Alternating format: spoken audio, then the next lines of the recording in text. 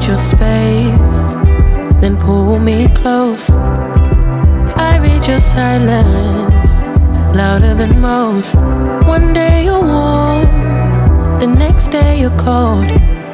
Got me second guessing what I already know. I give you love, but you ration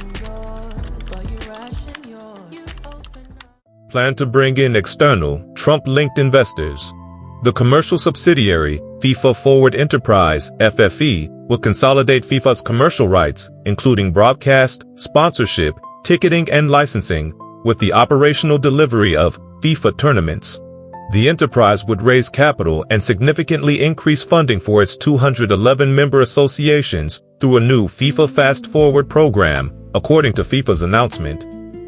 The existing FIFA Forward program is budgeted to provide $8 million in development funds to each member association during the 2027-30 World Cup cycle. Under the proposal, the new FIFA Fast Forward program would increase funding to $20 million each during the upcoming cycle, and to $22 million and $24 million each for the following 4-year cycles through 2038.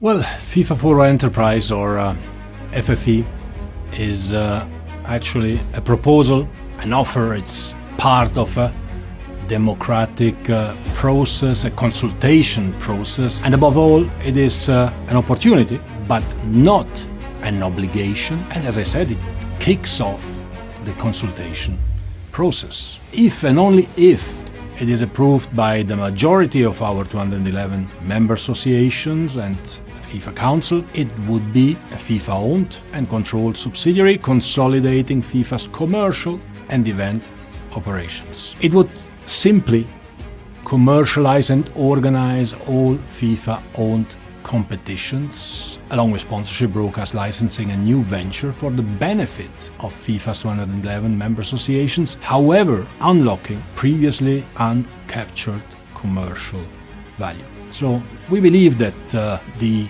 FFE proposal would unlock the sport's potential in every corner of the world across men's, women's and youth football. In the next forward cycle alone, distributions would rise from $8 million per MA to $20 million. Additionally, each MA would also have the option to access a further $20 million through the FIFA Fast Forward program, taking the potential funding to $40 million per MA for this next cycle. It is a golden opportunity to turbocharge the development of the game globally. But again, it is just an offer, not an obligation. It is simply a choice for our members. Each member association would also be able to access an optional $20 million in one-off immediate funding for infrastructure, coaching, national teams, competitions, grassroots football, and the women's game. But the underlying plan has drawn scrutiny for its ties to Thrive Eternal, a company launched by Joshua Kushner, the brother of Trump's son-in-law Jared Kushner.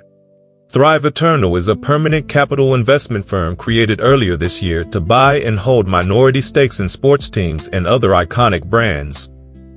Outside investors will have only a minority stake in FFE and will not play any operational role, FIFA said in its announcement. Equally, they are investing in a subsidiary of FIFA and not in FIFA itself. For FIFA, nothing changes. Time has reached out to FIFA for comment. Thrive Capital, a venture capital firm founded by Kushner, said it did not have a comment to provide at this time. Soccer confederations, lawmakers criticized proposal. UEFA, which represents 55 FIFA member associations, was not the only soccer body to express concern about the proposal. CONCACAF, the confederation that governs soccer in North America, Central America, and the Caribbean, and that represents 35 of FIFA's member associations, said it was deeply concerned by the lack of due process, including the fact that plans had been announced before any discussion with the relevant governance bodies and stakeholders has taken place. The Football Association, England's national football governing body, also said it was deeply concerned about the lack of process and governance to get to this point and the apparent substance and principles involved. FA, Chair Debbie Hewitt is one of FIFA's 8 vice presidents. The Asian Football Confederation also expressed concern about the proposal and said it was not consulted on it. The body, which represents 46 FIFA member associations, said it is disappointed that a matter of such significance entered the public domain before it was discussed through the appropriate and established governance channels. FIFA is considering selling a minority stake in the World Cup's commercial rights, a plan that critics say would turn soccer's biggest tournament into an investment asset and threaten to upend the sport. FIFA said Tuesday that it will create a $20 billion subsidiary to house its commercial and event operations and offer external investors the opportunity to buy shares of up to 20% of the subsidiary. FIFA claims that offering minority interests to private investors would allow it to raise up to $4.2 billion that can be used to fund soccer development programs worldwide. FIFA says it would retain sole control of the enterprise and exclusive authority over its competitions, governance, and all regulatory and sporting decisions. Football is the world's most popular sport and an extraordinary engine of human and social development, FIFA President Gianni Infantino said in a statement. Parts of the game have turned that popularity into remarkable commercial value, and we celebrate that success and want it to continue because it lifts the whole game. But the move has faced backlash from soccer officials, fans, and political leaders who say it would overly commercialize the sport. Critics also fear that it could deepen FIFA's already controversial ties with U.S. President Donald Trump through potential investors linked to his family. The proposal comes on the heels of the 2026 Men's World Cup, which was co-hosted by the U.S. and brought in a record $12 billion in revenue for the organization. The soul and governance of football are not assets to trade, especially with zero transparency as to who gains financially, European soccer body, UEFA said in a statement. The organization is reportedly planning to hold an emergency meeting this week to discuss plans to oppose the proposal, including a potential World Cup boycott. The close relationship between the FIFA president and the U.S. president has reached a financial dimension that is deeply damaging football, posted Infantino's predecessor, former FIFA president Sepp Blatter, who was dogged by accusations of corruption and financial mismanagement during his tenure, but has since become a vocal critic of his successor.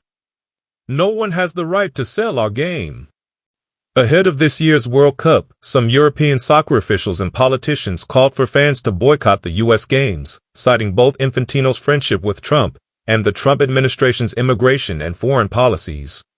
Infantino was also criticized for presenting Trump with a newly created FIFA Peace Prize and for opening a FIFA office in New York's Trump Tower, a property owned by the Trump Organization. FIFA, Donald Trump's favorite corrupt racketeering enterprise in world sports, is now going directly into business with the Trump family, the House Judiciary Democrats posted on X. Apparently, the fake Peace Prize and giant lease with Trump Tower weren't enough. Now Infantino performs a kickback hat trick by pursuing a multi-billion-dollar deal with Jared Kushner's brother to sell ownership stakes in the World Cup to private investors. The Democratic Committee members said the proposal was an example of more oligarch corruption after FIFA's use of dynamic pricing helped push World Cup ticket prices to unprecedented levels. Earlier this week, the group of lawmakers called on Infantino to sit for an interview about deceptive ticket practices and alleged corruption between him and Trump. Andy Burnham, who became British Prime Minister earlier this month after Keir Starmer resigned, also criticized the proposal. Let me say this very directly. Football does not belong to investors. It belongs to the people who fill the stands and who stand on the touchline week in, week out, rain or shine, Burnham posted on X. The World Cup is not a product. It is the greatest competition in world sport, and it was never anyone's to sell. Dress the deal up however you like. Once you have sold a piece of it, you have sold out. Football belongs to the fans. It always has and it always will.